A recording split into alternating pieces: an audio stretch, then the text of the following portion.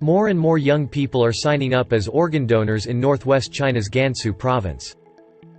器官登记的人数有显著上升的一个趋势。通过数据分析大多数的这个登记志愿者集中在90后，说明大家对器官捐献的理念的认可，社会对这个死亡教育的这种认可程度。我当时跟我母亲说的这个想法，我母亲当时也特别赞成。一个人真正的死去，就是任何人都把你遗忘了。那么如果当我去把器官捐献出去的时候，可能说是还会有人记着我。那么从生理层面上来说呢，其他人带着我的那个器官，可能去更加好好的去活着，也是生命的一种延续吧。我叫胡文义，我同时也是一名医学生。我知道这个遗体器官捐献对于我们医学生来说是多么的重要。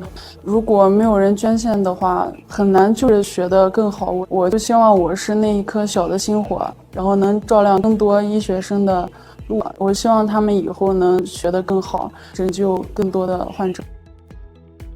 In the year of 2021 alone, more than 25,000 people registered themselves as organ donors in Gansu province. China started piloting its organ donation program in 2010. According to official statistics, as of September 6, 2022, the number of registered organ donors in China has exceeded 5 million.